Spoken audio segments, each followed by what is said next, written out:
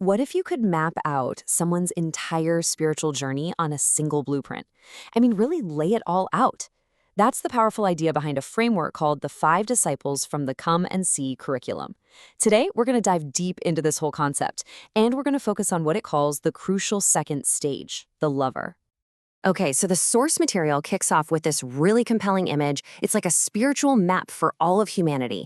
You can see on one side, there's this depiction of being lost, even in chains. But it shows this clear path forward, right? A progressive journey toward connection and real purpose.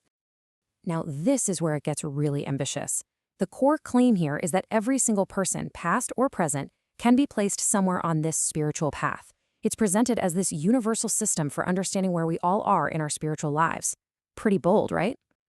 So, here's how we're going to break this all down. First, we'll look at the overall blueprint. Then, we'll get into the miracle of conversion. After that, we'll talk about the new mission that comes with it. And finally, we'll explore how someone can kind of test if they're really in this stage. All right, so before we really zoom in on the lover, let's just take a quick look at the big picture, the full five-stage framework. So the framework lays out these 5 distinct stages. And hey, they all start with L, which is kind of neat. You move from being lost to a lover, then a learner, a leader, and finally, a lifer. Each one is meant to describe a person's current spiritual state on this progressive path. Okay, so with that overview in our back pocket, let's zero in on our focus for today, the lover. This source defines this as the critical first step a person takes onto the path after having some kind of spiritual awakening. So, what in the world defines a lover? Well, the curriculum is super clear about this. This isn't about a gradual change or, a New Year's resolution. It all starts with a sudden, profound, and totally transformative event. And here it is, the key definition. The lover is seen as a newborn infant in the faith. So they've been fundamentally changed, and they're considered eternally saved. But, and this is a really crucial distinction, just like a newborn, they're still missionally immature. They're a work in progress, you could say. Now, what's so interesting here is how the source doesn't just give you a dry theological definition. It pairs it with this deeply personal thought from Augustine. It frames conversion not as some abstract idea, but as a real, experienced internal miracle. And let's be clear, this is not just about turning over a new leaf. The curriculum is very firm on this point. It describes this conversion as a complete personal regeneration, an entirely new creation, not just, tweaking the old one. Okay, so once this profound conversion happens, what's next? Well, the source argues that the lover is immediately given a brand new purpose and a mission that faces outward. And this slide just illustrates the contrast brilliantly.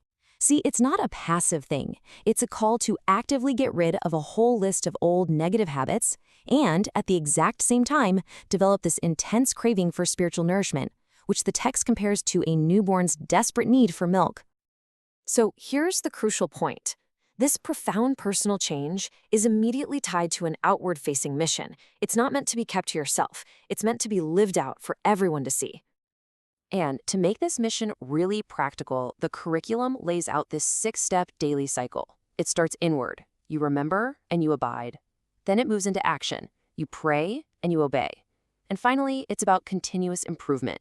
You refine your life and then you repeat the whole cycle. It's a complete loop for daily growth. The source uses this really powerful quote from the missionary C.T. Studd to capture the energy it says should define the lover's new mission. It's a call to a life of passion and urgency, definitely not one of quiet, passive belief. So all of this leads to a really critical question, right? With so much emphasis on an internal change, how can someone confirm they are genuinely a lover and not just, going through the religious motions? So the curriculum proposes a kind of litmus test, and it's a fascinating one. It's not a test of your actions or your knowledge or how often you go to church. It's a test of a personal, almost sensory experience of faith. The question is, have you actually tasted it? And this really drives the point home. The source argues that confirmation isn't found in the things you do, your own personal goodness, or just going through mechanical rituals. Instead, it says true assurance comes from an external source, God's grace, and an internal reality, a passionate, active relationship with Christ. Ultimately, the material points the reader inward. It doesn't offer a simple checklist, but instead it encourages you to prayerfully inspect your own spiritual health, to actually test yourself and see if you meet this biblical standard. And as a final point of clarification, the source warns against a really specific danger, a concept it calls cheap grace, and it uses the words of the famous theologian Dietrich Bonhoeffer to define it. This powerful quote just summarizes the source's warning perfectly.